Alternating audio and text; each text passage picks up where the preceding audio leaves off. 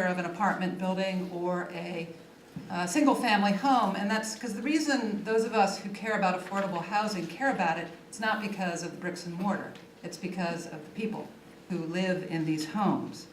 And the people in our county are getting increasingly racially and ethnically diverse. And that's causing, I will talk about some tensions, I think, in our community, and I think we have to find a way to make that work. And our perspective, our coalition's perspective, is that affordable housing is a crucial piece of that puzzle. Everybody asks, if you say you're doing affordable housing work, what is affordable housing? So I'm going to tell you, and it's pretty simple, and I'd appreciate it if you started telling more people, then we might not get that question every time we bring up the term. But affordable housing is when your household, that's all, your entire household, pays less than 30% of your income on housing costs. That might be rental costs, that might be mortgage costs, plus utilities. So if you're paying more than 30% of your income on housing, it means your housing is not fundamentally affordable. It means you're going to have less money to put into healthcare, education, clothes for your kids, whatever else you need. Housing is really like food or healthcare or education. We all need a certain amount of it and a certain quality of it to live a decent life. Everyone needs safe, decent, and as my friend Bob will remind us, accessible, affordable housing. And it's a very clear thing. If you can imagine living your life living in a tent or living in a drafty, leaky mobile home, it would be a very different life that you would be living. And this is why housing has been identified as a human right in multiple United Nations declarations and conventions. However, in Johnson County, and I would say in the great majority, if not all of the United States, housing is thought of primarily as a commodity. So we had the debate last session, is healthcare a right or a privilege? We could ask the same question, is housing a right or a commodity? But I'm not going to answer it as one or the other. Because I think, in fact, housing is a commodity. I mean, it clearly is a business proposition. People are spending lots of money to build it, to maintain it. Individuals take a lot of pride, in what they invest in their homes. So housing is a commodity, but it is not only a commodity. It is both a commodity and a fundamental human right. Shelter is a right. And there is obviously tension between those two identities. What I would argue is that in that tension, things have gotten out of whack, that we've privileged the commodity piece of housing very strongly, and we've undervalued the basic right to housing, the basic shelter aspect of housing. So right now in Johnson County, over 20,000 households pay more than 30% of their incomes on housing. Now we know some of those folks are students, and we care about students, but we know they're going to be moving on. But a lot of those folks are not students. They're people who hold low and even moderate wage jobs in local manufacturing and service and here at the university. So what's the result of this is that in our county, lower income, working, disabled, elderly folks, those are all separate and overlapping categories. They often live in crowded, unsafe mobile homes and substandard apartments and individual homes. Or we found increasingly people are moving outside of our county and driving in or busing in, which takes a lot of time and money. They end up, the money that they save on housing, they end up spending on transportation. So we have a need, and we've spent a lot of time in our coalition documenting this need, and you can go to our website to see more of the statistics. So what's the problem? What's the objection to addressing this need? One is that housing is expensive to produce, and that's very true. I feel, however, that that obstacle could be addressed if there was the political will to do so. Like many of our social issues, many of them require money to resolve, but once we decide they're important enough, we do so. So what is blocking that political will? And here I'll say something that I'm uncomfortable saying, but I think it's important to say because I've heard it too many times. The insidious objection to affordable housing is that too many people from Chicago will move here if we build it. And if you haven't heard that, you will, because it's very out there in our community. And I think we all have to confront the destructive and divisive assumptions behind that remark, and on a regular and daily basis. These are entrenched attitudes and habits. I think a speaker in the last session said we all have biases. None of us is free, but this particular bias, I think, is causing a lot of problems. So the truth is that many kinds of people, native-born Iowans, immigrants from Mexico, Sudan, the Congo, elsewhere, and yes, people from Chicago and many other American cities, come here to seek a better life for themselves and for their children. And some of those folks need affordable housing. They are the folks who are doing a lot of essential services around our community and should be able, ideally, to live here. And we know that we need to address the misinformation and the bias that is out there, and that making progress on this, because it's an expensive proposition, will require the cooperation of public agencies, private companies, and nonprofit organizations. And fortunately, we've got some great folks working in all three sectors here. We are actively engaging them, and we're seeing already some progress. So our coalition uses education, convening, and advocacy to address the affordable housing shortage. And really, fear of the other is our main obstacle. But what I think the picture shows, and this is not something I just found randomly, this is a picture from Johnson County. The other is the future. A previous panelist talked about de-otherizing. Well, that's what we've all got to work on, the de-otherizing the other. Because I think we'll either make it work, or we'll end up increasingly fearful and segregated by race, ethnicity, and income. And our community will be weaker, not stronger, if we don't meet this challenge. And this is not a new problem. We've struggled with this problem for a long time.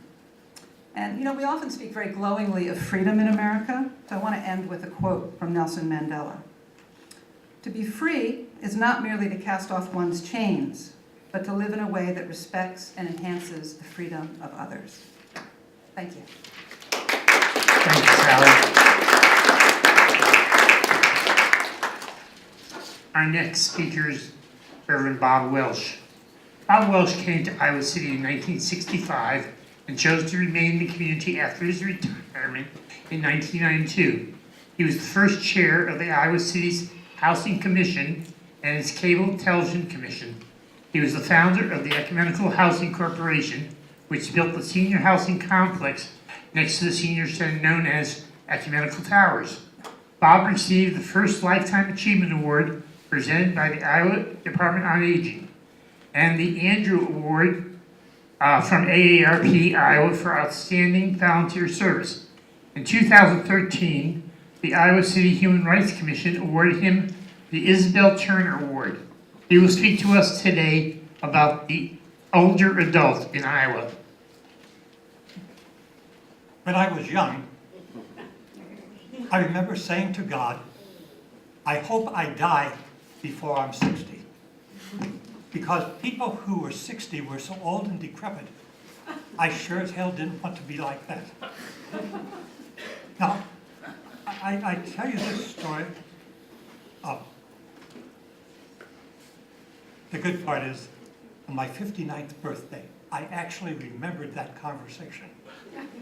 And I told God, would you please put that on hold? Now, why did I tell you that story? 2 reasons. Number one, what was once old is no longer old. The other is, we are having a tsunami of elderly people. Look at this graph. We did a study in 2005 on successful aging in Johnson County. We looked at the census data.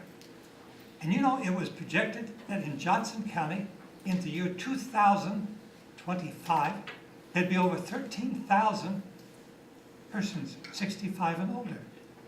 We are already there. And this is only, 2014.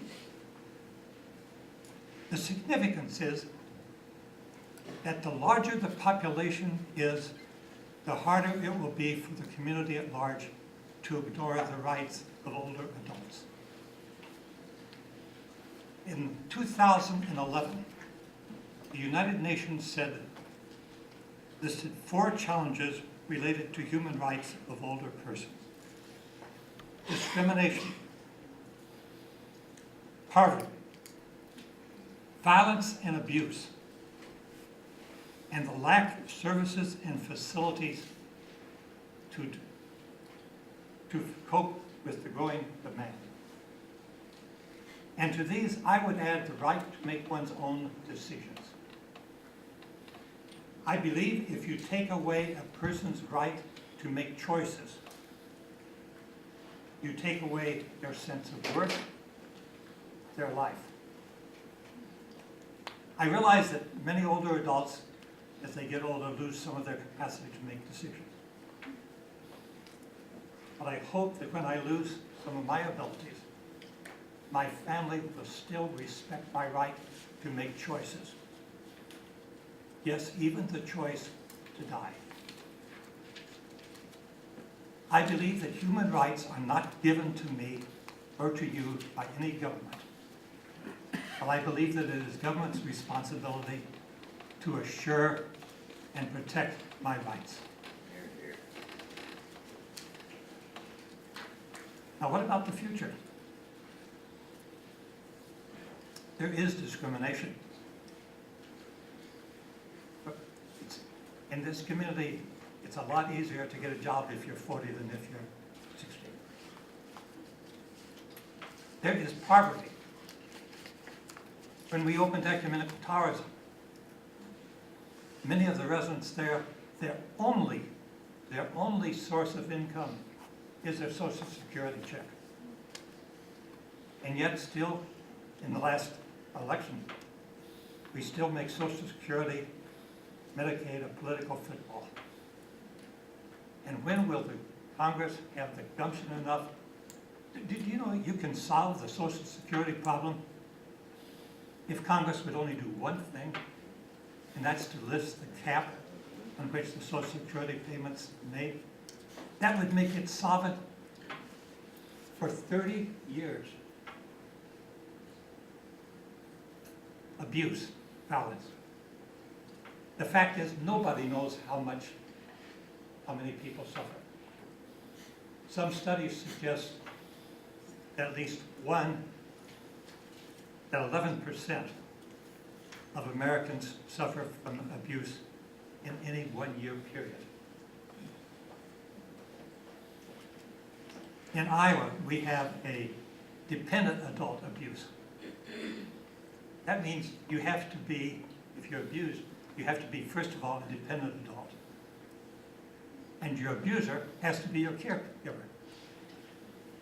You know how many cases were successfully prosecuted against dependent adult abuse last year? Your answer is exactly right. None.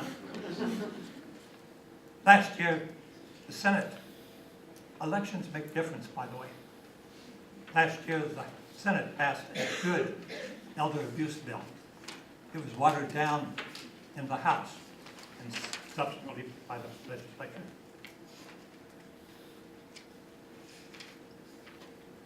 The future. I hope that Iowa will, in 2015, have an elder abuse bill that will protect all persons from all forms of abuse. I believe the UN is correct in saying that one of the challenges is the lack of services. In the future, I hope, and by the future I mean 2015, I hope the General Assembly will create a housing task force to address the need for housing for persons as they age. Senator Balkin is my senator, my good friend. He's going to introduce that bill. We have to stop building Peter Pan homes because homes are being built under the assumption that people will never grow old. They need to establish a legislative long-term commission to review the existing long-term care. They need to eliminate the institutional bias. Makes it easier to go into a nursing home than to get services in your home. They need to set minimum standards for those who come into their home to provide care. They need to protect residents in nursing homes from sex offenders. And let me add, I am one of those, like many on your panel, who believe that health care is a basic human right. And in my world, no one should get rich off of the sick. Now, one of the reasons why I accepted Harry's invitation to come here today is because I hope that one of you students will develop a passion to protect the human rights of your grandparents, your great-grandparents, because someday, God willing, in your great health, you're going to get old too. What's the future of human rights in Johnson County, in Iowa? It's up to you. It's up to you. Thank you, Bob.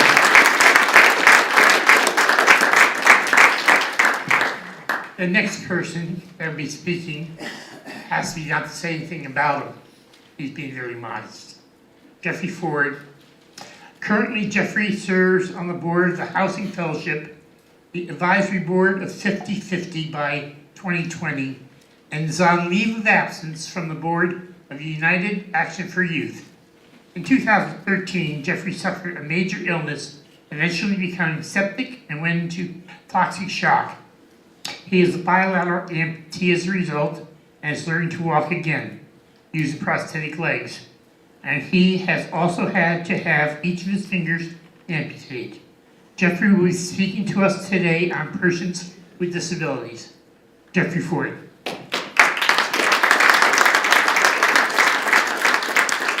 You can see me later.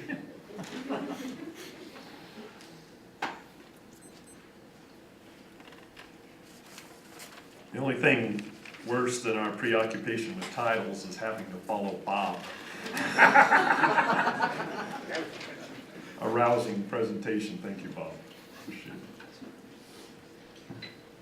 I want to approach my time a little differently than we have done, but I think if you listen carefully, many of the overriding topics that we discuss during the morning will appear in what I have to say.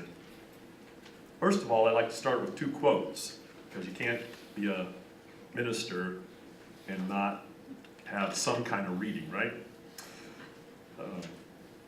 First of all, our own Mark Hale. Mark Hale said, a couple weeks ago at a conference on accessibility, barriers to accessibility will be washed away by mainstream adoption of the tools of accessibility.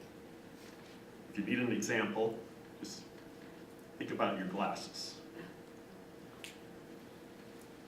Hugh Herr. Hugh Herr is an MIT engineer who's double amputee. He's developed a ankle that can stimulate or simulate the processes that you lose when you have your legs cut off and you no longer have a calf muscle. Hugh Herr says, a human being can never be broken. Technology is broken. I was released from the hospital on November 9th, only a year ago this week. I had spent 90 days fighting sepsis and the resulting damage to my body. The first Sunday I was released, I asked my family to wheel me around the neighborhood. I wanted to go to Dwell and look at their sale items. Why not? Why not go to a furniture store? We were not far away. We had been living above the Coralville Center for the Performing Arts, unable to return to our Peter Pan home, as Bob puts it. The front doors of the center do not have any mechanical openers.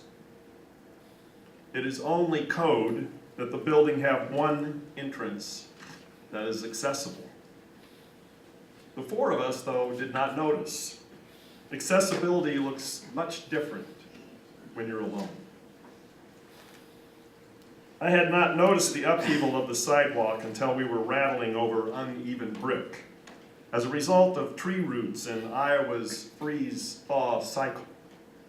After several feet of carefully maneuvering, I went flying out of my chair, a condition I share with Harry.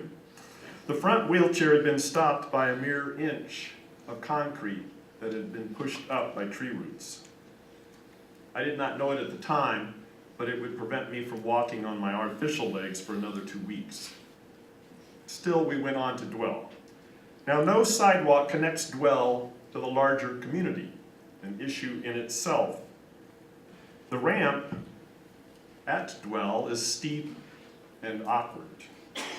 Inside the front door was the same style, aroma, and lighting that I remembered, but one thing was painfully out of sorts. There was no pathway through which the chair could be moved. The staff stared and then frantically began moving furniture. One piece after another piece, after another piece, after another piece, and I asked to leave. One of the definitions of discrimination under the title, let me start that over. One of the definitions of discrimination under Title III of the ADA is a failure to remove architectural barriers in existing facilities. This means that even facilities that have not been modified or altered in any way after the ADA was passed, and that they still have obligations. The standard is whether removing barriers is readily achievable, defined as easily accomplished, without much difficulty or expense. I think clearing the damn aisles is easily accomplished. One might think, as I did, that Dwell was the exception, but trust me, it is not. Have you visited an Ace hardware store recently, or True Value? They seem to be in a contest as to who can fill the aisles with the most junk. Hy-Vee fills its aisles with specials. And such behavior, unfortunately, is not limited to commercial interest. The Coralville Library, wildly popular and progressive, I've never seen Steve King there, nevertheless stumbles when it comes to the details of accessibility. The power buttons for the automatic doors are nearly invisible and so tight in the corner that the door nearly hits you as it opens. Chairs and couches in one lounge form a virtual barrier to getting into the very space that you would be sitting in. Our public library, that bastion of progressivism.